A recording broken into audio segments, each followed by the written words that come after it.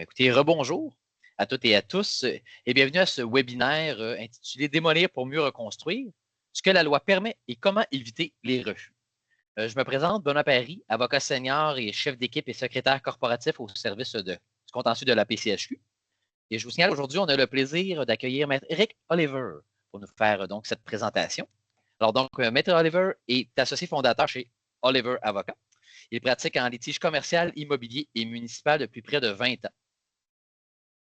Il a notamment plaidé plusieurs décisions de principe concernant les recours en démolition, tant pour le bénéfice de propriétaires d'immeubles que pour des municipalités. Dans le cadre de sa pratique, il offre des conseils stratégiques concernant des enjeux de démolition pour un large éventail de propriétaires et promoteurs immobiliers. Et juste avant de lui céder la parole, je veux juste mentionner que vos caméras et micros ont été fermées par l'équipe technique. J'invite donc à poser vos questions directement dans le clavardage tout au long de la session. Je vais en prendre connaissance et vers la fin, nous aurons une période dédiée pour les réponses. N'hésitez pas à mettre un pouce sur les questions qui vous interpellent pour éviter les répétitions. Nous allons répondre à vos questions donc à la fin de la présentation, vers 12h45. Sur ce, je vous souhaite un excellent webinaire. Maître Oliver, à toi la parole. Parfait, merci Maître Paris. Donc, c'est un plaisir. Je remercie la PCHQ de m'avoir invité. Donc, on va rentrer rapidement dans le vif du sujet grâce à cette magnifique photo. Donc, vous voyez ici un immeuble à démolir et le problème qui se pose, c'est comment on parvient à faire un redéveloppement lorsqu'on a une maison qui est peut-être plus exploitable ou tout simplement trop petite et qui, par rapport à la valeur du terrain, ne permet pas de rentabiliser l'investissement.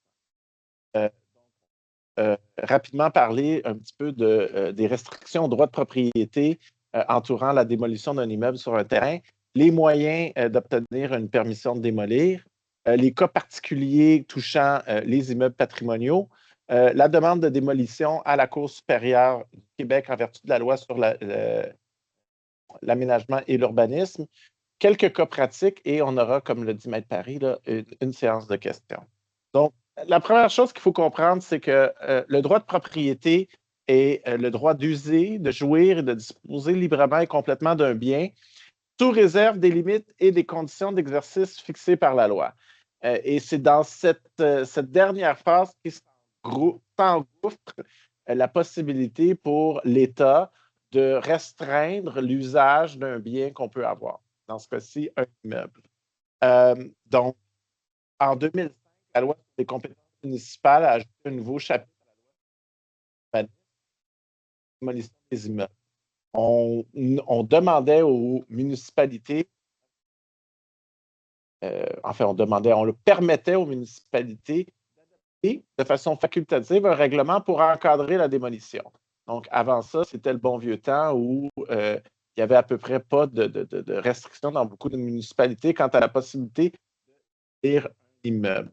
En 2021, le gouvernement a modifié et a désormais rendu obligatoire l'adoption par l'ensemble des municipalités et villes du Québec, l'adoption d'un règlement encadrant des demandes de démolition.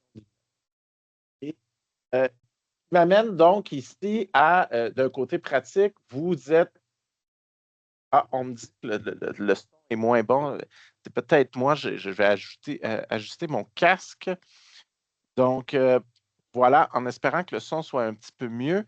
Donc, le moyen d'obtenir le permis de démolition, donc, de façon pratico-pratique. La première chose à considérer quand on est intéressé par un terrain sur lequel se trouve un immeuble qu'on souhaite démolir, il faut regarder à la base que prévoit le règlement municipal. L'immeuble est-il assujetti à obtenir une demande de permission de démolir? Parce que c'est important de considérer que dans le règlement, il peut y avoir des exceptions qui peut dire que certains immeubles, par exemple, s'ils ont perdu plus de 50% de leur valeur, si c'est des immeubles accessoires, etc., il y a certaines exceptions dans la réglementation qui peuvent exister, qui peuvent faire en sorte qu'on peut détruire l'immeuble sans nécessairement avoir besoin d'obtenir une permission. J'en parlais tout à l'heure au niveau de la table des matières. C'est important également de regarder si l'immeuble est désigné patrimonial. Et on va regarder tout à l'heure qu'est-ce que ça veut dire concrètement une désignation patrimoniale. On regarde l'état de l'immeuble également. Est-ce que c'est un immeuble qui est dangereux pour la sécurité publique? Est-ce que c'est une démolition qui a déjà été entamée à la suite d'un sinistre? Donc, de façon évidente, est-ce que c'est parce que l'immeuble a passé au feu, puis là, il y a plus de toit, il a été éventré? Est-ce qu'il y a eu un gros dégât d'eau? Quel est l'état général de l'immeuble sans nécessairement dire qu'il est dangereux pour la sécurité publique? Quelle est sa valeur résiduelle, cet immeuble-là? Est-ce qu'il a une quelconque valeur? Des fois, souvent, quand on veut démolir, il n'y en a pas. Mais les cas, parfois, l'immeuble a quand même une certaine valeur résiduelle, mais qui est hors de proportion par rapport à la valeur du terrain. Y a-t-il des locataires? Pourquoi? Parce que lorsqu'il y a des locataires, souvent la réglementation va demander qu'on s'assure d'obtenir leur relocalisation. Donc, c'est toujours plus difficile de démolir un hôtel. En fait, difficile ou en fait, ça demande des étapes supplémentaires de démolir un immeuble lorsque des locataires sont là. Projet de remplacement qui est envisagé, qu'est-ce qu'on veut faire avec notre terrain? Si plus notre projet est intéressant pour la municipalité, bien, plus cette avenue-là de demander à la municipalité est prometteuse.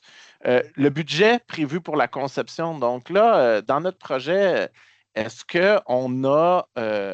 on est capable ou c'est rentable d'accepter d'investir dans la préparation de plans, de présentations pour notre projet de remplacement afin de convaincre la municipalité de nous donner la permission de démolir, ou on est dans une optique où le budget est serré, le projet de remplacement, nos marges sont très minces. Donc, il faut penser à ça, qu'on va avoir un certain budget attribué à la conception. Il y a également des subventions qui sont prévues à la loi sur l'aménagement et l'urbanisme qui peuvent s'appliquer à notre projet. Donc, dans certains cas, on peut obtenir des subventions pour la démolition par la municipalité. C'est une des rares exceptions où les municipalités ont le droit de nous donner des subventions. Donc, est-ce qu'on est admissible à ce programme de subvention-là? Ça peut certainement être important. Et finalement, peut-être la difficulté la plus souvent rencontrée, quelle est l'orientation politique du conseil? Est-ce qu'on est face à un conseil qui, en campagne électorale, a dit que nous, ce qu'on veut, c'est garder Saint-Magnant des Saints comme c'était depuis les années 1900 tranquilles, puis nous, on ne veut pas que ça bouge. Donc là, on peut anticiper qu'on va avoir un problème, versus un conseil qui s'est présenté comme nous, ce qu'on veut faire, c'est du développement, augmenter les logements sur notre territoire. Donc, c'est bon d'avoir une certaine idée de où logent nos élus, choses qui peuvent être demandées en commençant aux représentants de notre secteur. Mais c'est important de savoir parce que ça reste une décision discrétionnaire ultime du conseil municipal. Donc, le cas particulier maintenant de l'immeuble patrimonial. Et là, c'est ici où je mets en garde tout le monde.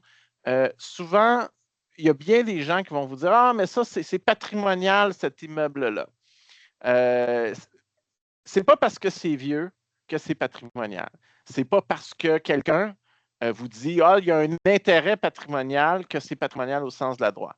Un immeuble patrimonial, c'est défini à la loi sur l'aménagement et l'urbanisme. C'est un immeuble cité conformément à la loi sur le patrimoine culturel, situé dans un site patrimonial cité conformément à cette loi ou inscrit dans un inventaire visé au premier alinéa de l'article 120 de cette loi.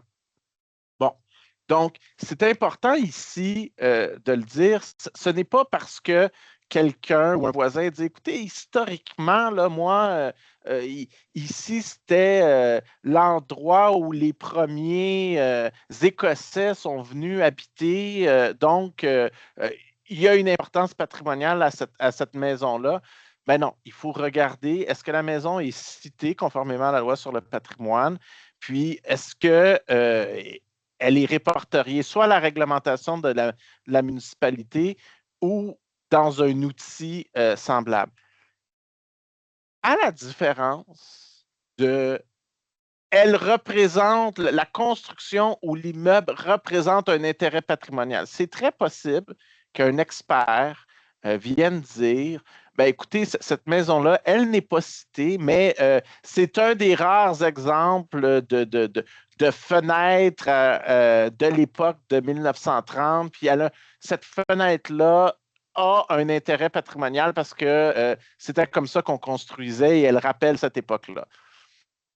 Oui, je veux bien, mais au sens de la réglementation, ça ne transforme pas l'immeuble de façon patrimoniale. Ensuite, euh, il faut comprendre que lorsque la maison est patrimoniale, elle peut quand même être démolie. Mais là, à ce moment-là, la première chose, c'est que lorsqu'on dépose une demande de démolition pour un immeuble à caractère patrimonial, il y a une copie de l'avis public prévu par la loi. Donc, l'avis public, comme on le sait, lorsqu'on fait une demande, que ce soit pour une dérogation mineure, il y a un avis public pour permettre aux gens d'être avisés du projet. Donc, dans une demande de démolition, il y a le même avis public. Cet avis public-là doit être également transmis au ministre de la Culture et des Communications. Le raisonnement est essentiellement pour permettre au ministre d'intervenir s'il juge à propos que personne ne se manifeste pour protéger le monastère des Saintes Ursulines et que lui, il est d'avis que c'est un projet, démolir cet immeuble-là aura un grand impact au niveau de la province. Donc, pour que le gouvernement provincial soit au courant de ce qui se passe dans une municipalité, on a rajouté cette disposition-là. Il est fort possible que le ministère de la Culture et de la Communication n'intervienne pas. La seule obligation, c'est à la municipalité d'envoyer cet avis-là.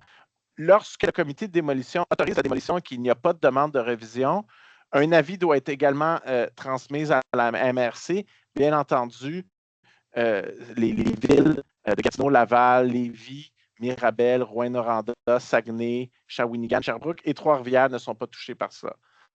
Donc, ce qui m'amène maintenant toujours à parler de l'immeuble patrimonial, c'est que lorsqu'on constate qu'on a un problème, on a un os, on rencontre une fin de non-recevoir, soit à notre demande, face à notre demande, quelles sont les options qu'on a?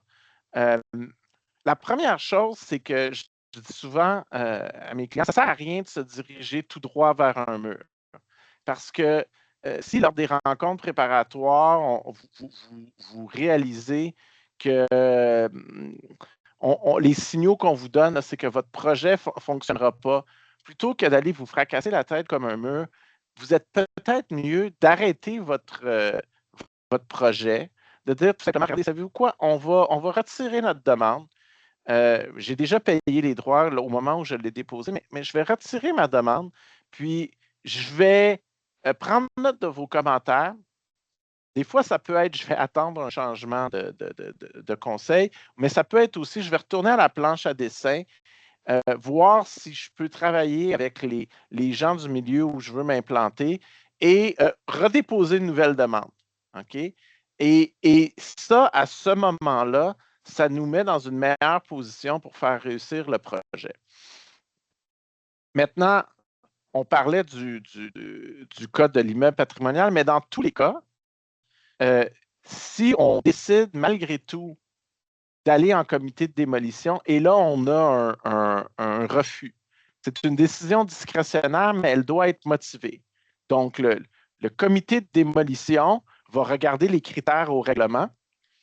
Les critères vont être, est-ce que l'immeuble est patrimonial ou pas? Est-ce qu'il s'implante bien dans le milieu? Est-ce que la destruction de l'immeuble va causer des inconvénients au secteur ou aux voisins? Quelle est l'opinion des gens dans le secteur? Et quelle est la qualité du projet de remplacement? Ça peut varier de ville en ville, mais en général, c'est les critères pour autoriser une démolition sont assez semblables et tournent autour de ces facteurs-là. Le comité de démolition rend une décision. Vous n'êtes pas d'accord avec cette décision-là, ben, vous avez une révision possible devant le conseil municipal. Comme le conseil municipal regarde ça, souvent les conseils, ils peuvent prendre la décision qui aurait dû être rendue à leur opinion ou tout simplement la maintenir. Il faut comprendre que souvent, sur les comités de démolition, il va y avoir des représentants élus qui vont y siéger. Donc, c'est rare, je vous dirais, qu'un conseil municipal aille en compte d'une décision du comité de démolition, mais c'est possible. Et tout dépend du projet. Il est possible des fois que le conseil municipal réévalue la question et décide de renverser la décision du comité de démolition. Mais une fois qu'on a la décision du comité municipal, on se retrouve devant la situation suivante. Qu'est-ce qu'on fait? Comme je disais préalablement, on peut retourner à la planche à dessin, changer substantiellement notre projet, présenter un nouveau projet. L'autre chose, l'autre recours qu'on a, c'est contester la décision devant un tribunal, ce qui s'appelle un pourvoi en contrôle judiciaire, où on doit convaincre la Cour supérieure que dans l'exercice de son pouvoir discrétionnaire, c'est-à-dire c'est un pouvoir qui est encadré par la réglementation, mais qui n'est pas nécessairement lié. Autrement dit, même si vous remplissez toutes les conditions prévues au règlement, la Ville n'est pas obligée de vous donner l'autorisation que vous demandez. C'est vraiment un choix politique qui peut être fait par le Conseil de dire, bien, écoutez, nous, on trouve que ce projet-là ne s'implante pas bien dans le milieu, ou bien on pense que ça va créer une situation qu'on ne souhaite pas pour le voisinage. Donc, voilà pourquoi on ne permet pas la démolition. Donc, dans l'usage de ce pouvoir discrétionnaire, le tribunal interviendra seulement s'il y a un excès de compétence. Autrement dit, le conseil municipal ou le comité de démolition s'est arrogé un pouvoir qu'il n'a pas dans le cadre de sa décision.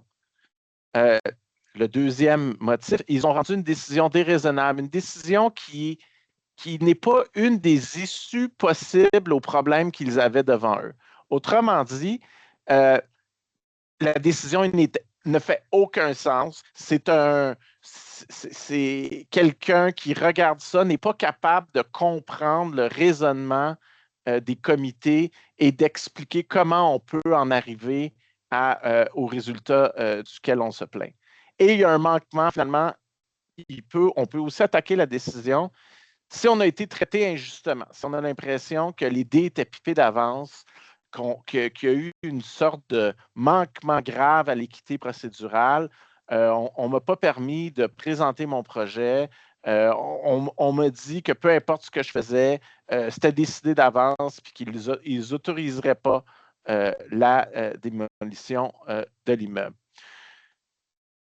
Le tribunal, en l'occurrence la Cour supérieure, va faire preuve d'une très grande déférence envers la décision du conseil municipal. Et ça, c'est important de comprendre, c'est que la Cour supérieure ou le tribunal, le juge, ne va pas se substituer au conseil municipal en se disant, ben moi, si j'avais été le conseil municipal, c'est un beau projet, ça va donner plein de logements, c'est bon pour la ville, fait que je vais casser la décision. Non, il va simplement regarder si la Ville a rendu une décision qui est conforme au cadre juridique auquel il doit se tenir, ou s'ils ont été équitables dans le traitement de la demande de démolition. Et avant de passer au prochain moyen d'obtenir une démolition, je dois vous dire que le pourvoi en contrôle judiciaire, c'est probablement ce qui est le plus difficile à obtenir, mais malheureusement, parfois, c'est le seul chemin qu'il vous reste. Pourquoi? Parce que le second recours que vous avez d'un point de vue juridique pour obtenir la démolition d'un immeuble, c'est la demande de démolition à la Cour supérieure du Québec en vertu de la loi sur l'aménagement et l'urbanisme.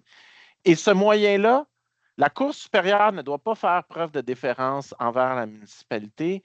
La Cour supérieure doit seulement décider selon la balance des probabilités si vous remplissez les critères prévus à la loi.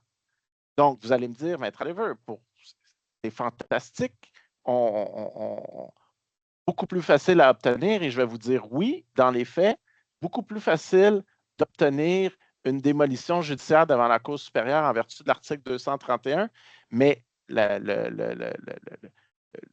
réserve que je ferais par rapport à ce moyen-là, c'est que ça s'applique seulement dans les cas où on est devant un immeuble qui est dans un état tel qu'il peut mettre en danger des personnes ou lorsqu'elle a perdu la moitié de sa valeur par vétusté, par incendie ou par explosion. Donc, on parle vraiment ici là, d'un cas, non pas du cas où, écoutez, la maison est trop petite, est trop vieille, la rénover au complet, ça ferait en sorte que ce n'est pas économiquement viable. Ce cas-là, on doit nécessairement passer par le processus que je décrivais auparavant, c'est-à-dire faire une demande à la municipalité. Mais dès qu'il y a un élément de danger pour la sécurité publique ou de perte de plus de la moitié de sa valeur, mais là, à ce moment-là, on peut demander à la Cour supérieure directement la démolition de l'immeuble. Autre chose par rapport à ce recours-là, c'est que cette demande-là est en principe instruite et jugée d'urgence. Bon, là, c'est ce que la loi dit. Je vous dis tout de suite que le principe de l'urgence dans notre système judiciaire au Québec est un peu le même que le principe de l'urgence quand on se présente avec le petit à une urgence d'hôpital, puis on nous dit que c'est urgent, mais on va attendre 12 heures. C'est un peu la même chose. C'est urgent, mais je vous dirais que c'est très rare qu'on obtient une décision finale dans un dossier de démolition en 2 ans. Donc, je n'ai pas le bonheur de voir tous les gens qui participent à la rencontre, mais je suis sûr qu'il y a certains haussements de sourcils, mais effectivement, des fois, obtenir une décision finale dans un délai de 2 ans, c'est considéré comme rapide. Le propriétaire lui-même de l'immeuble peut faire la demande, mais ça peut être parfois les cas, c'est les villes ou même un voisin peut faire cette demande-là en se disant, écoute, l'immeuble de mon voisin va me tomber dessus ou c'est dangereux. Il y a des squatteurs qui vont là-dedans, ils vont mettre le feu puis ça va brûler ma maison. Bon, toute personne qui a un intérêt peut faire la demande, y compris le propriétaire. Bien entendu, il est nécessaire, pour faire la preuve que cette maison-là représente un danger pour la sécurité, d'avoir une preuve solide fournie par un expert quant à la dangerosité. Et ça, l'expert, en général, ce que vous allez avoir besoin, c'est un ingénieur. Il est possible aussi que vous ayez une preuve d'un entrepreneur spécialisé en rénovation qui va pouvoir venir expliquer à la Cour que l'immeuble est dangereux, puis que pour le remettre dans un état où il ne représenterait plus un danger, ça nécessiterait des investissements qui sont hors proportion. Et même après tous ces travaux-là, il n'y aurait pas vraiment une utilité pratique pour l'immeuble. Dans la loi sur l'aménagement et l'urbanisme, il y a aussi une question de est-ce qu'il y a un autre remède utile que la démolition? Et ça, c'est le débat qu'on a toujours parfois avec les autorités municipales. C'est que, je ne citerai pas la ville où je me suis déjà fait dire ça, mais il y a déjà un ingénieur d'une ville qui m'a dit écoutez, Maître Oliver, si on peut aller sur Mars, votre client peut rénover son immeuble. Bien heureusement, ce n'est pas ce que les tribunaux disent. Ce que les tribunaux disent, c'est que le critère de l'existence d'un autre remède utile que la démolition, le mot-clé ici, c'est utile. Autrement dit, si l'immeuble est tellement dans un état pitoyable que la rénovation implique des coûts disproportionnés par rapport à la valeur de l'immeuble ou du terrain, ce n'est pas un remède utile. Donc, les gens qui vous disent « il faut tout faire pour essayer de sauvegarder l'immeuble avant d'envisager la démolition », ils interprètent mal la loi. Ce n'est pas ce que la loi dit. La loi dit, c'est, écoutez, là, lorsqu'on on contemple une autre mesure que la démolition, est-ce que cette mesure-là est utile et viable et fait en sorte qu'on se retrouve avec un immeuble qui va servir à quelque chose. Là encore, faut-il que le résultat donne un immeuble qui peut être exploitable ou qui a une raison d'être. Et ici, c'est peut-être le cas aussi le plus intéressant par rapport à ce recours-là, c'est la question patrimoniale est évacuée. C'est-à-dire qu'une maison qui est dangereuse pour la sécurité publique, qu'elle ait été citée ou pas citée, ce n'est pas un critère que le tribunal va regarder. Maintenant, pratico-pratique, je vous dirais par contre, la réalité de la chose est que c'est sûr qu'un juge va avoir une certaine hésitation avant d'autoriser la démolition d'une maison qui date de la colonie, même si elle est dangereuse. Donc, il est toujours approprié, lorsqu'on fait une telle demande de démolition en vertu de la loi sur l'aménagement et l'urbanisme, de regarder ou de soumettre au tribunal une certaine preuve sur, écoutez, oui, elle a une certaine importance patrimoniale, mais par exemple, si on ne la démolit pas et on essaie de sauvegarder l'immeuble, ben, les travaux qu'on va faire vont de toute façon faire disparaître l'aspect patrimonial. Autrement dit, moi, je vous recommanderais, si vous prenez cette avenue-là pour un immeuble patrimonial, de donner une porte de sortie aux décideurs pour que celui-ci comprenne qu'il n'est pas la responsable d'une démarche qui va nous effacer une partie de l'histoire du Québec. Là. Il faut lui expliquer que, regardez, la démolition, c'est le remède, parce que de toute façon, même si l'immeuble est patrimonial, pour qu'il conserve sa valeur patrimoniale, ben, il n'y a pas grand-chose à faire.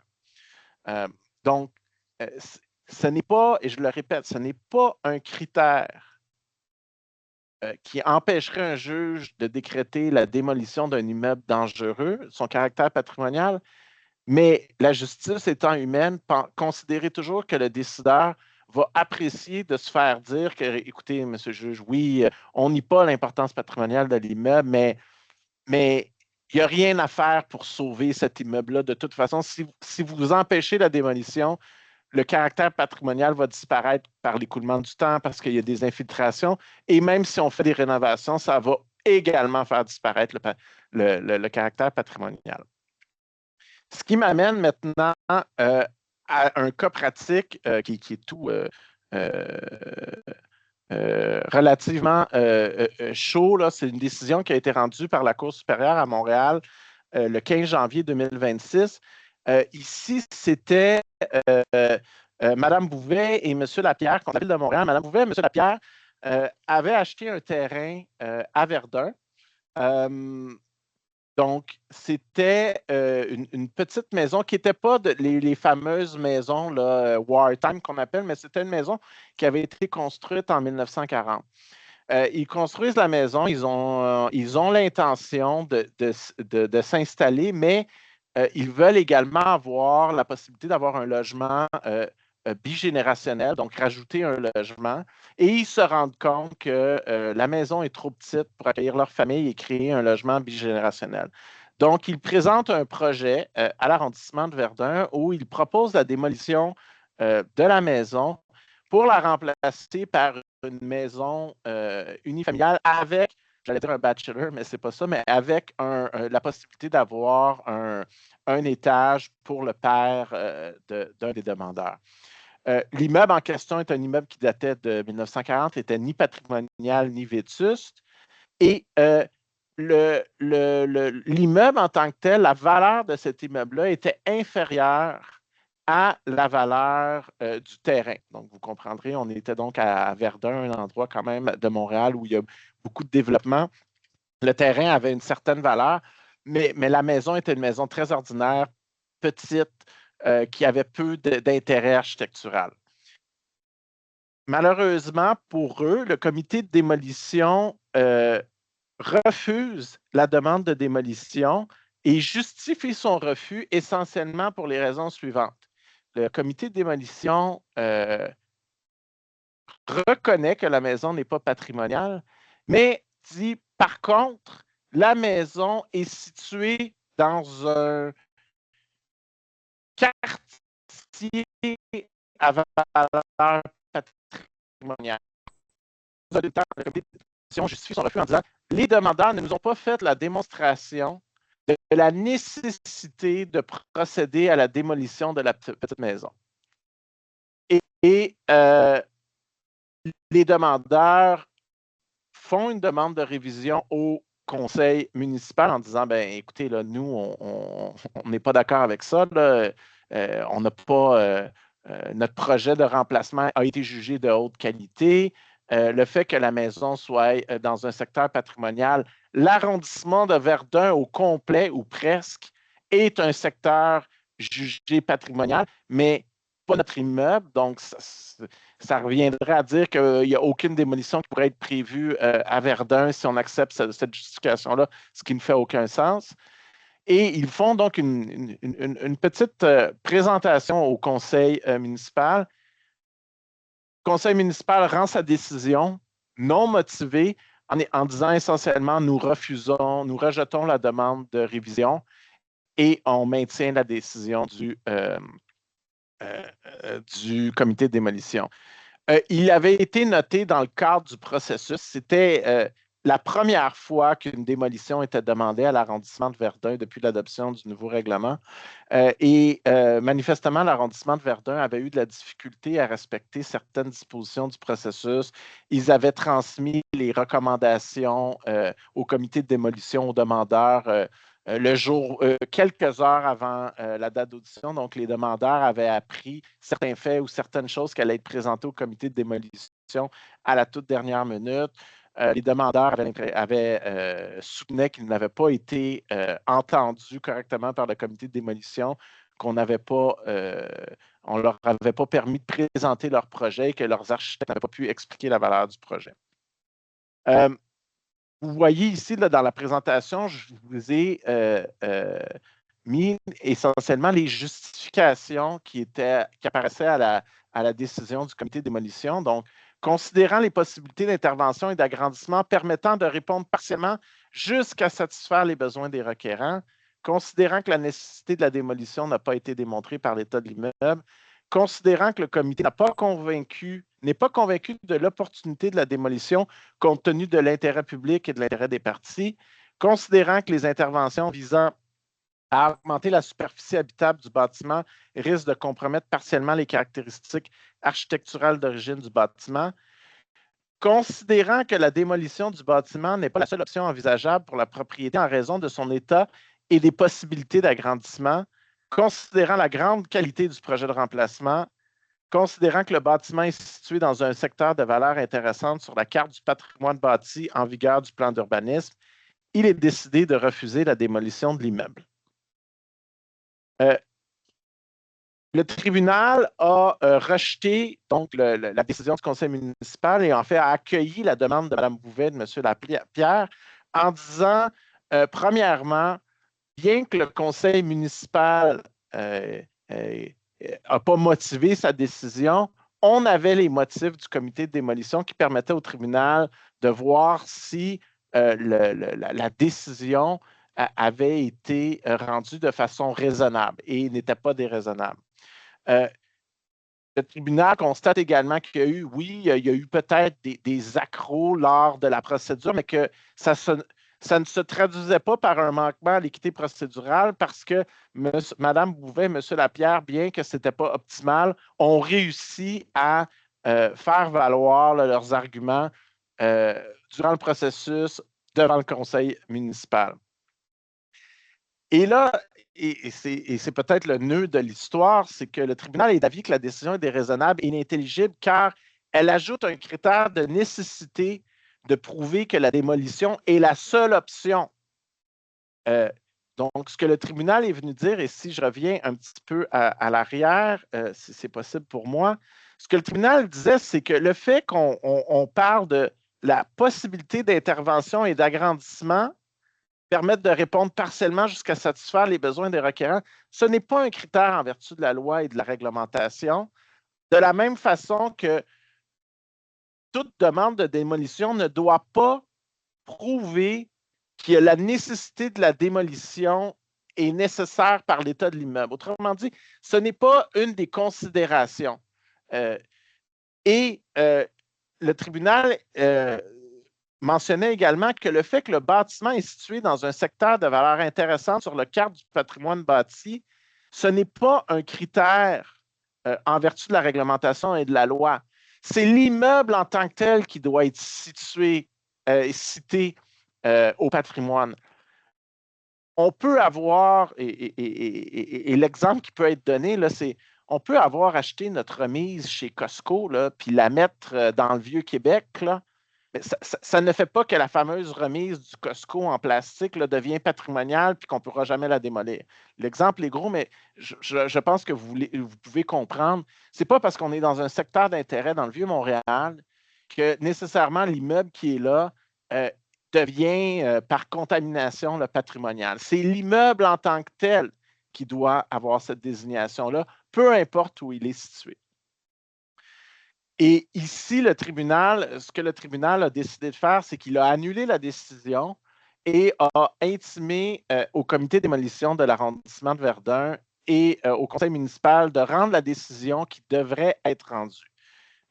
Pourquoi le tribunal a décidé de faire ça plutôt que de donner droit à la demande en démolition? C'est qu'il y a une certaine jurisprudence qui dit que c'est seulement dans les cas les plus graves où la mauvaise foi de la ville transpire de la preuve qui a été administrée que la Cour supérieure va intervenir et rendre la décision qui aurait dû être rendue. Il y a toute une question également que lorsqu'une ville permet la démolition d'un immeuble, elle peut demander des conditions du type le dépôt d'une caution, un certain délai pour procéder à la démolition. La loi lui donne le pouvoir d'ajouter certaines conditions pour que la démolition soit faite de façon ordonnée. Et le tribunal, n'ayant pas ce pouvoir-là en vertu de la loi, va seulement intervenir à ce niveau-là vraiment lorsqu'il est d'avis que la ville a fait preuve de mauvaise foi. Et ce qui n'était pas, selon l'opinion du tribunal dans cette décision, dans ce cas-ci, prouvé ici. Donc, je vous amène maintenant à une décision. Et là, ici, je pense que je vais m'excuser parce que ce n'est pas la bonne désignation. Ici, c'était l'affaire NDI Champlain contre la ville de Gatineau. C'est une décision de la Cour d'appel. Et donc, ici, c'est une maison à Gatineau qui est une maison de style allumette. C'était une maison dans le secteur de Hull à Gatineau. Il y avait plusieurs de ces maisons-là qui avaient été construites un peu avant la Première Guerre mondiale. C'est des maisons en bois, très élancées, là, si on veut, à peu près pas isolées. Et qui, avec très peu, je dirais, une certaine construction artisanale, là, le toit, c'était ils récupéraient des vieilles conserves et ils coupaient la conserve et ils s'en servaient, ils l'étendaient et ils utilisaient la tôle pour faire le toit, les matériaux du toit. Donc, ça vous donne une idée un peu là, de la qualité des matériaux qu'on utilisait pour la construction de ces maisons-là.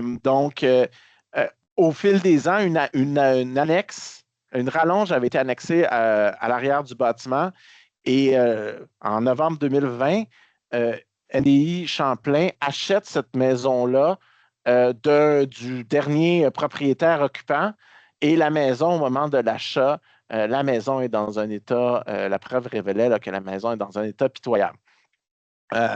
NDI, le but d'NDI était très clair, c'était d'acheter cette maison-là pour la démolir avec 5 autres maisons voisines qu'ils avaient également achetées, le tout pour faire un projet de redéveloppement, un bâtiment de 159 logements. Le comité de démolition, suite à la pression des citoyens et de certains organismes patrimoniaux, refuse d'autoriser la démolition le 25 octobre 2022. Mais de façon parallèle, l'état de la maison se dégrade. La maison penche de plus en plus vers la maison voisine. Il y a des gens qui pénètrent dans la maison là, et qui y mettent. Il y a certains incendies qui sont déclarés. Bref, la maison étant inoccupée et étant structurellement dangereuse, il y a un problème au niveau de la sécurité. Euh, donc, plutôt que de se pourvoir contre la décision du conseil, du comité de démolition et du conseil municipal refusant la démolition de l'immeuble, Gestion NDI fait le choix de dire, ben, écoutez, là, moi, j'ai une maison patrimoniale, mais la maison patrimoniale est dangereuse. J'ai deux ingénieurs qui me disent que la maison est très dangereuse pour le voisin, qu'il faut absolument la démolir parce que sinon elle pourrait, elle pourrait causer un sinistre important. Et un expert en réhabilitation d'immeubles patrimoniaux qui me dit qu'elle n'est pas réhabilitable et que si on fait des travaux de rénovation dans cette maison-là pour la rendre propre à l'habitation, ben, il faudrait remplacer beaucoup des éléments qui font en sorte que la maison a un intérêt patrimonial. Et l'expert même de la ville avait engagé un architecte expert qui disait qu'elle-même, elle était d'avis que la maison ne pouvait pas être conservée dans son état actuel puisque elle n'était en toute fin pratique pas propre à une habitation 4 saisons. Ce que l'architecte est venu dire, c'est que si on veut qu'elle conserve son caractère patrimonial, il faudrait que ce soit un immeuble qui est habité 3 saisons. Donc, l'hiver, personne ne pourrait habiter là. Ce qui a fait dire à la juge un petit peu, ben, je ne connais personne qui a un chalet en plein cœur de Gatineau, là, à 2 pas du Musée des civilisations. Là. Donc, c'est quoi l'intérêt d'avoir un tel immeuble? La ville de Gatineau plaidait que dans le cadre d'une demande en démolition, selon l'article 231 de la loi sur l'aménagement et l'urbanisme, le propriétaire de l'immeuble aurait dû aviser la ministre de la Culture et des Communications avant de déposer son recours en démolition. Ce qui n'a pas été fait et ça aurait été fatal. La juge explique qu'elle écarte ce moyen-là en disant, selon l'article 231, lorsqu'on demande à la Cour de démolir un immeuble parce qu'il est dangereux, toutes les questions ou les restrictions par rapport au caractère patrimonial ne s'appliquent pas. Donc, ce moyen-là est rejeté et toutes les dispositions qui figurent à la loi qui protègent la démolition d'un immeuble patrimonial ne s'appliquent pas lorsqu'on est d'avis que l'immeuble représente un danger pour la sécurité publique. Deuxièmement, donnez-moi un instant. Le juge écarte ensuite le moyen invoqué par la ville voulant que l'intimé ne pouvait pas demander la démolition de la maison puisqu'elle devait plutôt se pourvoir en contrôle judiciaire. Donc, je vous rappelle un petit peu la situation. D'abord, avant d'entreprendre le recours en démolition, NDI Champlain avait essayé le chemin que je qualifierais là, le chemin de la bonne entente en présentant son projet à la municipalité. Et techniquement, ils auraient pu, une fois qu'ils se sont fait dire non, décider d'aller dans un pourvoi en contrôle judiciaire. Mais comme je vous l'expliquais plus tôt, en choisissant ce chemin-là, la tâche était plus difficile devant le juge parce que là, il devait convaincre le juge que l'attitude de la ville était déraisonnable. Alors que, en prenant un recours en disant que l'immeuble était dangereux et représentait un risque pour la sécurité publique, leur fardeau était beaucoup moins élevé et c'est le chemin qu'ils ont choisi de prendre. Avec raison, là, je pense, vu le résultat. Et là, ce que la ville disait, non, ils n'ont pas le droit de choisir. Ils ont fait leur lit, ils ont présenté une demande en démolition devant la ville. Ils devaient aller au bout de ce processus-là. Et la Cour est venue dire qu'absolument pas, les deux recours sont parallèles, ne sont pas mutuellement exclusifs, et donc ils auraient pu effectivement faire un pourvoi en contrôle judiciaire, ce qu'ils n'ont pas fait, et le recours en vertu de l'article 231 était toujours disponible même s'ils avaient commencé par faire une demande en démolition. Et bon, je vous ai cité un peu ici là, dans la présentation là, que un peu du raisonnement de la Cour lorsqu'ils ont accueilli la demande. Il faut s'assurer que le bâtiment présente un danger pour des personnes et qu'il n'existe pas de remède utile outre que sa démolition afin de mettre fin à ce danger, auquel cas elle en ordonnera la démolition. L'article 231 d'application exceptionnelle et d'interprétation restrictive figure à la loi sur l'aménagement et l'urbanisme, malgré le processus de demande de démolition prévu à l'article 148.0.1. Ce mécanisme de démolition, c'est celui qu'on parlait tout à l'heure lorsqu'on fait une demande à un comité de démolition. Donc, le seul angle d'analyse en instance est donc la sécurité des personnes et le risque pour la sécurité dont on traite à 231.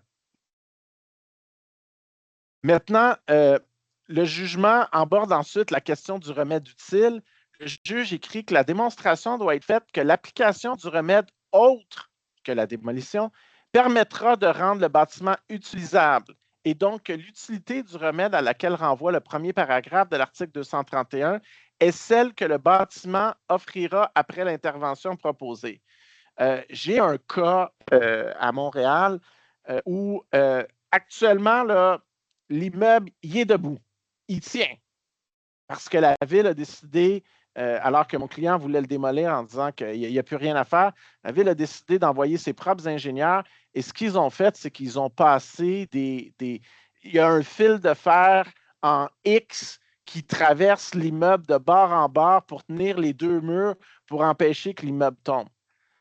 Mais là, la question qu'on pose à la ville, et là, ça sera il y aura peut-être une décision qui dira si j'ai tort ou pas, mais ce que je leur dis, en quoi c'est utile ça? Comment est-ce que, s'il y a des fils de fer comme des toiles d'araignée qui tiennent l'immeuble au complet, comment on l'occupe, cet immeuble-là? Là? Les gens vont mettre leur bureau, puis là, ils vont se pencher entre les fils pour aller à la salle de bain. Là. Je veux dire, ces fils-là, oui, actuellement, là, l'immeuble est debout.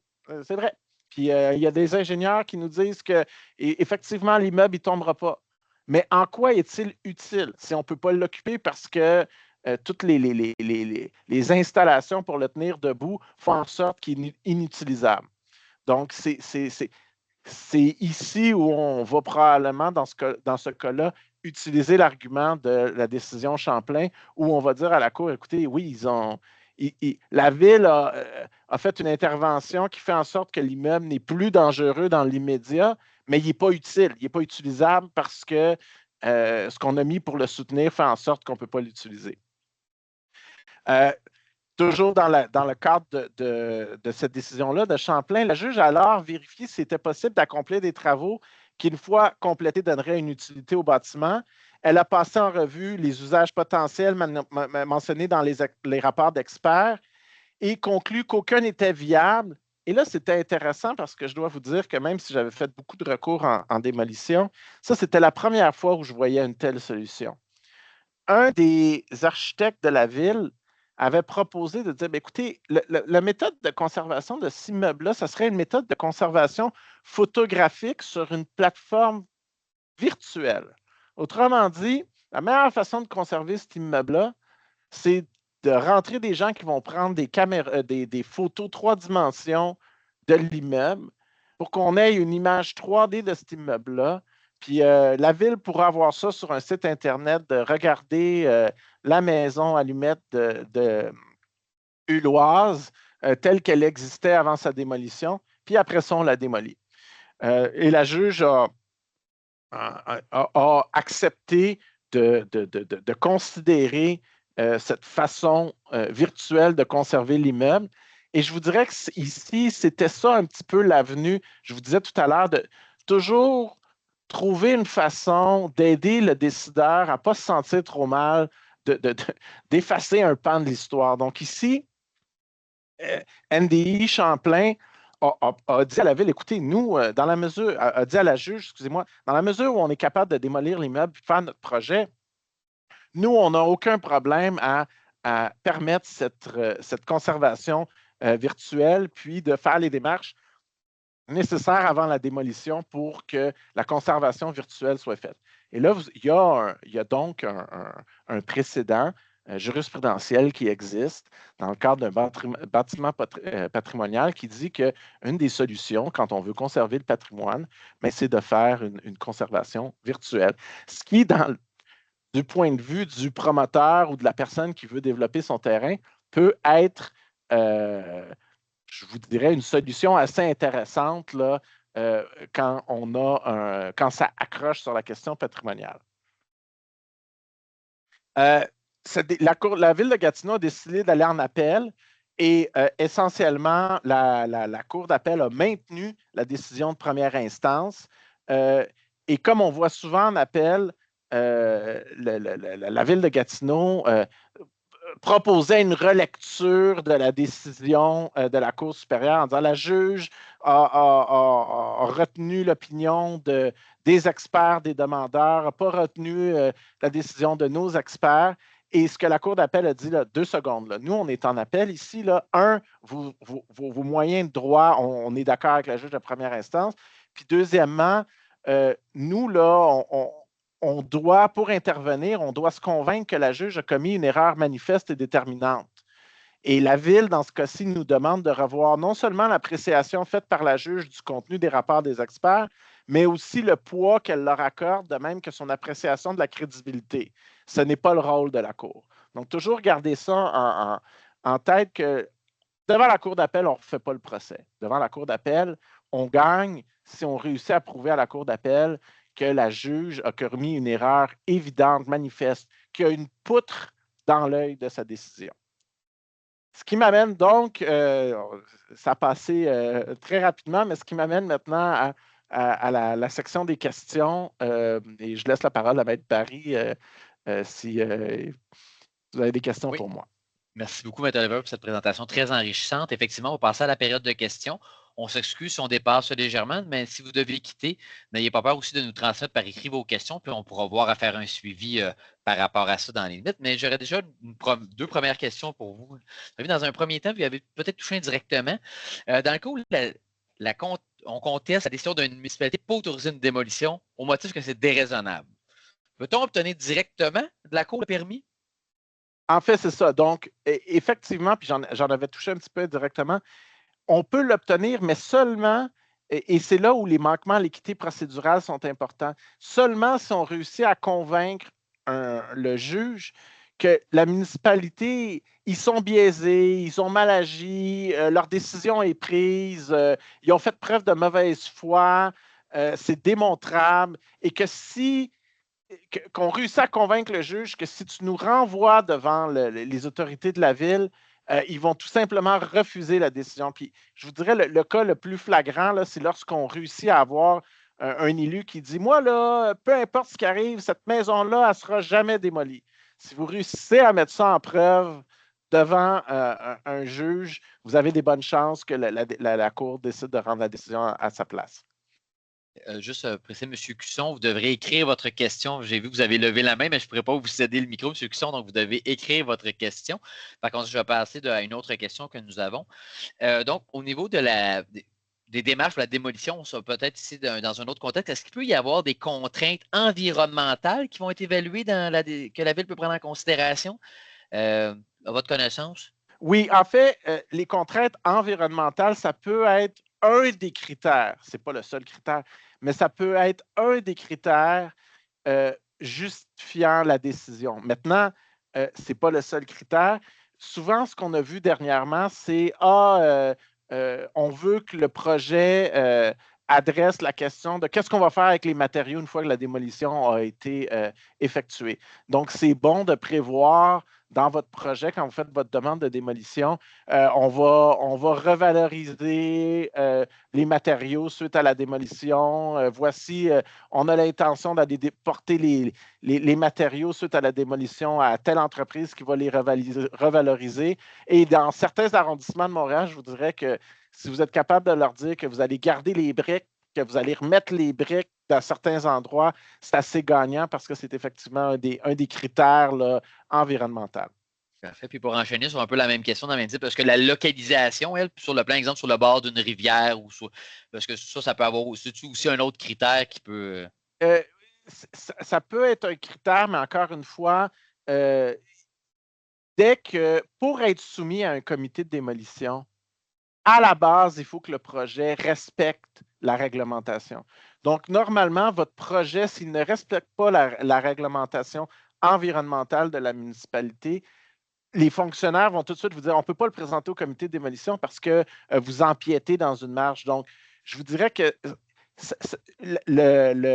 une fois que vous avez passé l'examen par les fonctionnaires puis que vous êtes rendu devant le comité de démolition, le fait que vous soyez sur le bord d'une rivière, sur le bord d'une forêt ou tout ça, ce n'est pas un critère qui permettrait à un comité de démolition de refuser la demande.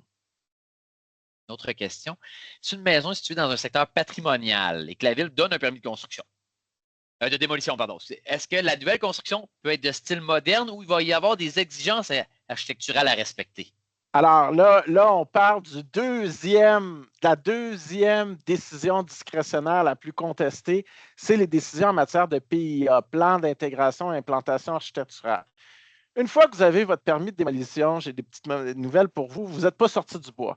Parce que votre projet de remplacement, si vous êtes situé dans un secteur patrimonial, il va devoir passer devant un comité de PIA qui va essayer de voir si ça peut s'implanter dans le quartier. Et là, encore une fois, ce n'est pas tous les quartiers où il y a une obligation de passer devant le comité d'habitation pour l'approbation au PIA. Mais là, il est possible qu'à ce moment-là, on vous dise, écoutez, là, ici, vous êtes dans Westmount, nous, on veut de la belle brique style anglaise, puis non, vous ne pouvez pas avoir une maison moderne. Donc, ce n'est pas nécessairement dans le cadre de votre demande en démolition, mais c'est dans l'étape qui vient après. Donc, on a encore d'autres questions. Donc, sur une clause plus mécanique, donc dans la procédure, est-ce que du moment que le comité de démolition accepte la demande, le permis va être automatiquement généré ou il va y avoir des délais entre les deux? Bien, en fait, dès que le comité de démolition rend sa décision, il y a un délai où les citoyens ou toute personne d'intérêt peuvent dire moi, je fais appel de cette décision-là et je veux que le conseil municipal rende une décision. Donc, en principe, il doit avoir un certain délai pour permettre aux gens qui veulent contester la décision de faire appel. Et une fois que ce délai-là est terminé, là, à ce moment-là, le permis est émis. Mais ce n'est pas automatique puisqu'il y a toute personne qui a un intérêt peut porter en appel la décision du comité de démolition. Donc, deux questions un petit peu plus précises. Est-ce que le fait qu'on est en réhabilitation d'un terrain contaminé en réhabilitation peut avoir un impact dans la lésion en favorisant peut-être la décision là, de faire démolir? C'est clair que oui. Là, je vous dirais que ça, là, on sort du droit, c'est une question de bon sens, mais effectivement, c'est toujours plus facile d'obtenir la démolition d'un immeuble quand ce qu'on propose à la ville comme projet de remplacement, c'est de réhabiliter le terrain puis de faire une certaine décontamination. Comme je dis souvent à des clients, c'est toujours plus facile de les convaincre d'enlever la verrue à l'entrée du village que de détruire l'église.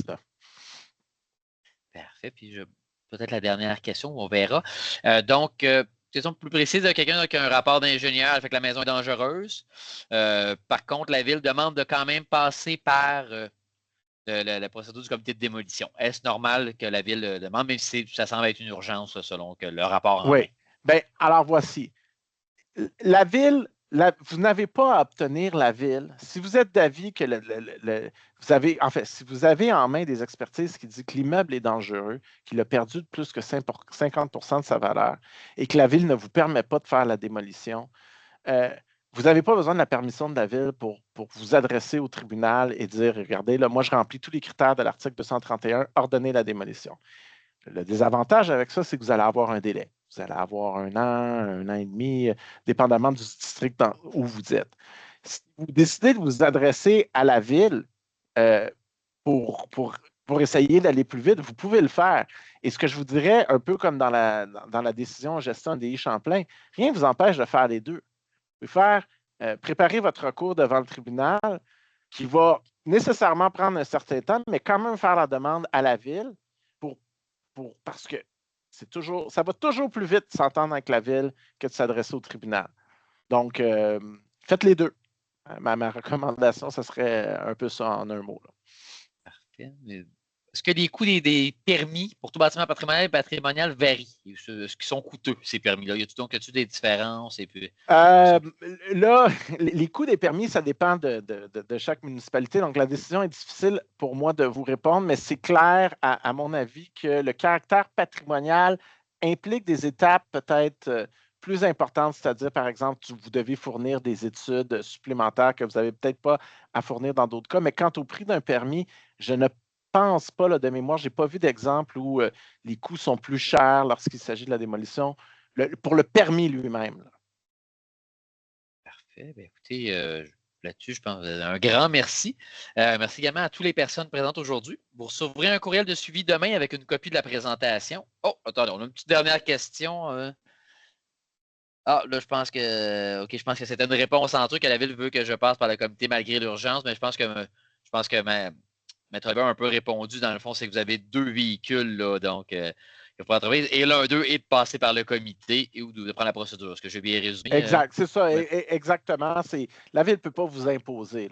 Ne peut pas vous empêcher de vous adresser aux tribunaux si vous le voulez. Donc voilà. Là, Parfait. Alors, donc, on vous rappelle que ce webinaire est informatif seulement. Il ne constitue pas une formation accréditée au sens de la loi sur le bâtiment. Là. Donc, pour ceux, au niveau des formations, continue la loi sur le bâtiment, je le précise. Alors, ben, écoutez, je vous souhaite un très bon après-midi et merci encore, Maître Oliver, pour cette excellente Merci, présentation. merci à tous. Merci d'avoir été présents. Ce fut très agréable.